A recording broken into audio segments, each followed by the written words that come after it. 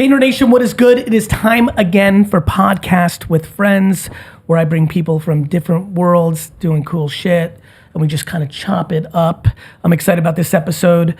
We're going to talk about a bunch of different themes, but first, like the last episode, which I thought really hit, I want to make sure that our friends here get a little bit of time to let all of you know who they are, what they're up to, what their journey's about. So we're going to start with ladies first here. Why don't you tell the Vayner Nation who you are and what you do? Hello, Vayner Nation. My name is Yana Kim. I have the weirdest, maybe not the weirdest job now, but I have a very weird job. My Shiba Inu went viral 10 years ago, so I dress him up in menswear.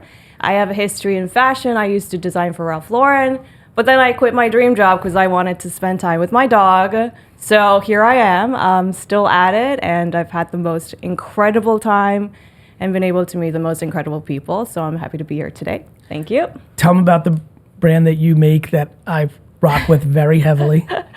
So the brand is called Menswear Dog, and we dress up my Shiba Inu, and we actually adopted a Jindo as well.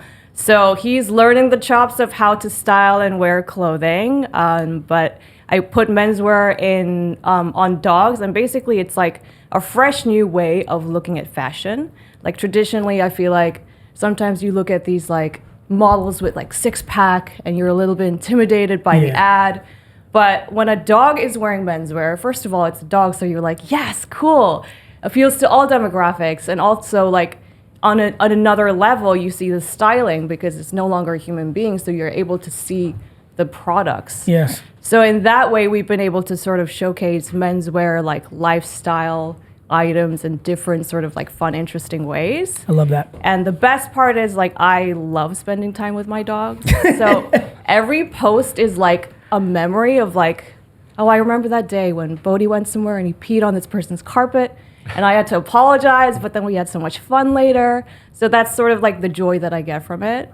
And I wouldn't have it any other way. Yeah, I think you're just such a great example of like what my belief is that people are scared to make leaps and do different shit because nobody's ever done it or they're worried about judgment. But the only way to like actually create meaningful shit and most of all, deep joy is to do it your way.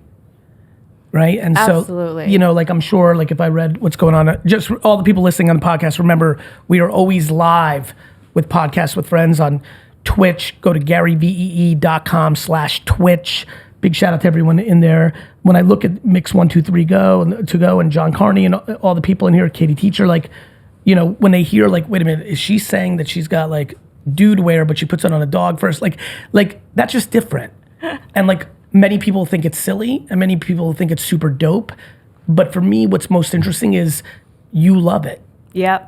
And that's actually, I believe, the fuel that gives anyone the chance to actually pull it off.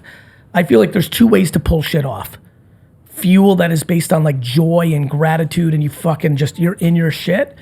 And the other one is like dark shit, like Star Wars, like Darth Vader, like envy, jealousy, anger. You got to prove something to the world. You're going to show your mom that you're not a piece of shit. Real shit. Like you're going to, like real shit, like all the stuff that I think, and you can get there. The problem is the people that get there through the dark side can't sustain it.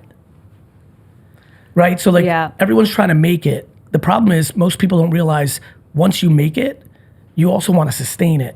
Because if you make it the dark way, envy, jealousy, anger, chips on it's going to get real dark. Yeah, keep it that way too. Yeah, because once you get fame and money and or money and you got up the game in the dark way, shit gets really dark.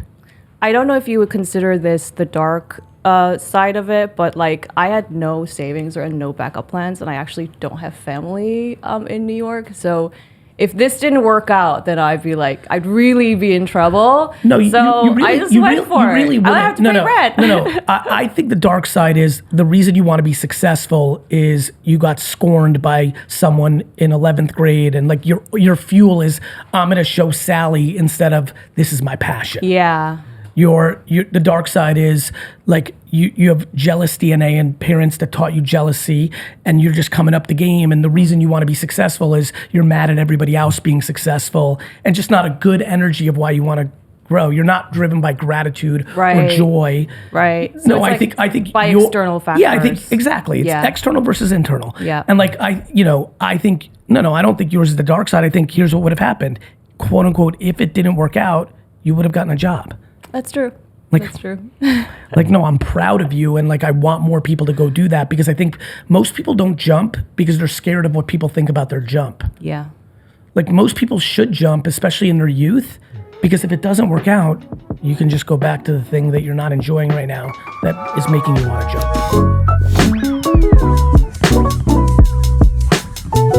jump.